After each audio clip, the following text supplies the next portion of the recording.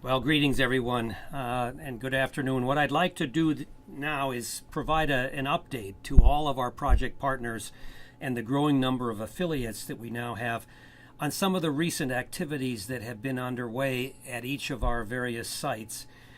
Needless to say, this has been a period of lots of dedicated effort at all sites. It's been a time of great excitement, I think, that has been experienced by everyone. Due to the amazing range of completely new things that are being done at each place. It's also been a time, I think, of great learning, but also of challenge. Not everything has gone as we might have hoped for or planned. Since we started last year, I think there are now a few common features or aspects to the production systems that we're now seeing at each of the sites. First of all, and this is nothing new, is the general use of cover crops as a means to achieve some of the goals or the benefits that everyone has. Another aspect, I think, is the very striking and remarkable appearance and presence of residues that are now resulting from the dedication that people have to reducing overall disturbance. A third thing is the variety of ways or approaches that people are employing for successfully dealing with or terminating cover crops. This is going to be an ongoing theme, I think, of our work here, and it certainly has presented itself and as a challenge this spring already. Lastly, I just want to say from a personal perspective is that it is simply stunning to me the sheer beauty of each of the farms that are involved with this project.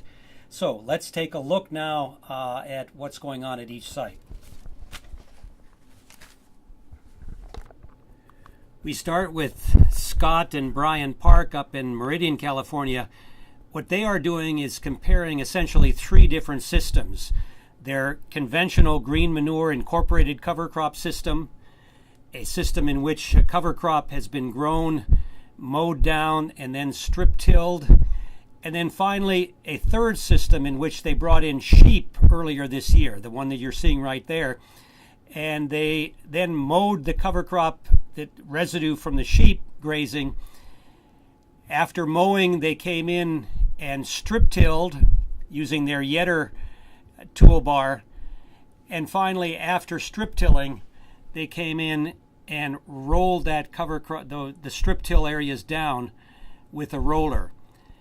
Since those operations were used, they have planted corn for the 2019 summer. So this is looking from north to south across their comparison field at the three systems that they're implementing.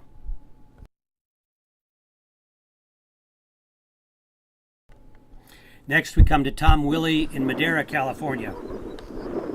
What we're trying to do is grow a lot of biomass on top of a preformed bed of a significant amount of plant species diversity, shred it, leave it on top of the bed, and cover it with a plastic mulch and drip irrigation underneath, and have that mulch be digested biologically and cycle its nutrients back into the crop that will then be planted through the plastic into the beds and grown for the whole summer season. Well, we're up against figuring out how to apply plastic over a huge pile of shredded biomass on a bed and cleaning the unwanted biomass out of the furrows. And getting this plastic layer to work under these circumstances. We now move up to Guinda, California with Paul Muller and Andrew Brait. They had some very vigorous cover crops this winter time.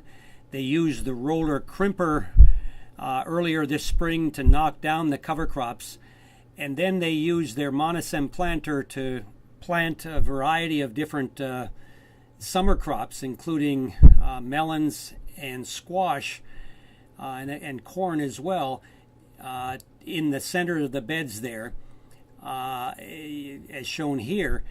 However, one of the challenges they ran up against is the cover crop started regrowing again, and what they were obliged to do was come in and flail mow that afterwards there. So you can see the regrowth here in that particular field that had been planting. They also are experimenting with different row closers or seed line closers there that might help the seed to soil contact of the seeds that they planted there. So to the right you can see where they came back and flail mowed. Okay, my name is Anil Shrestha and I'm a weed scientist at Fresno State. What we have here is a cover crop study, and we have 4 different treatments of 4 different kinds of cover crop types. We have pure rye, also mixtures of rye with other crops, and legumes also in the mix. So basically 4 different treatments, and what we're trying to see here is if we can reduce herbicide use, increase organic matter in the soil by rolling the cover crops.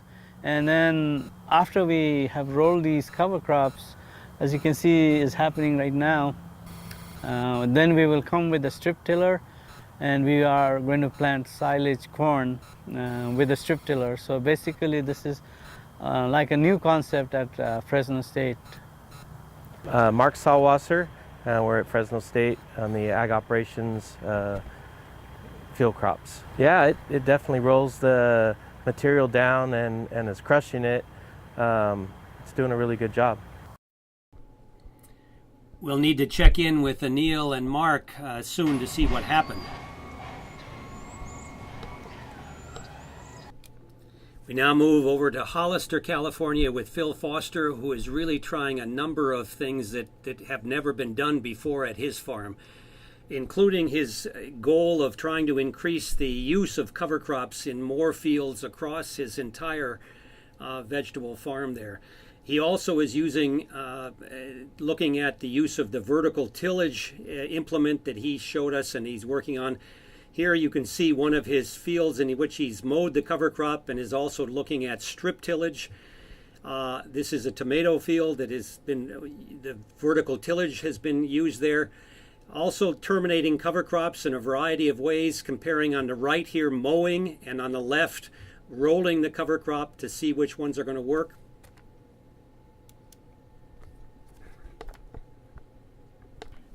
Lastly, and very briefly here in 5 Points, California, you can see that some of the systems we've been looking at over the last many years here, comparing cover crops in different tillage systems here. We rolled down the cover crop using the roller crimper. We had very good biomass, as many of you have had this year. It looked good at that point there, and we were optimistic and hopeful there. But again, as several of you have seen, we had regrowth that stuff came right back there, particularly some of the grasses and the brassicas. It depended on which cover crop plots we were in there, but it was something that was very remarkable and very prominent there. So what we had to do is come in with a flail mower again a couple of times there before we transplanted. And as I've said before, transplanting is not a problem for us in the residue. We've been able to do that relatively well there. We'll see what happens the rest of the summer. To briefly summarize here, there's been truly an amazing amount of activity that's dedicated to the goals of our project underway right now. A lot of things are being done that haven't been done before. We've seen and achieved very high biomass inputs into the system due to the winter cover crops that everyone has had. Managing and killing cover crops is still a very large challenge. It's going to require continued innovation and dedicated attention toward. I think some of the ideas that many of the folks have brought up in terms of the secondary cover crop and early season weed management equipment options, I think that's a discussion we need to continue. There's a lot that needs to be done and developed in that arena there. Just so everyone's aware, monitoring is underway at all sites, and that includes where applicable and useful the use of the cover crop maturity estimates, the cover crop biomass, the soil sampling is well underway. And then also what I'd like to do here is just maybe call us to rededicate ourselves to continuing the dialogue here. We've had some very good discussions over the last several weeks here, and I think we should get back together maybe as soon as this Friday at 3 o'clock if we can. That seems to be a good time for everyone. And maybe we can talk at that time about some of the vine trimmer and other equipment ideas that we haven't finalized yet, but I think are important there. Then in mid-May, once everyone gets out of the current tension and pressures that everyone's under right now to get things going, let's come back and maybe do a roundtable, a discussion, an update from just going around the sites there, what everyone's seen and observed there. In June, we'll have a discussion about the soil data, and maybe I want to encourage people to start thinking forward to our next farm visit, which Paul and Andrew, we might be coming up there to you all up there. I want to lastly welcome the new folks that are interested in being part of our project and really encourage them to be actively engaged with us and give us your ideas, your input through the collaborative tools mechanism. And with that, we'll close off here. Thanks everyone very much.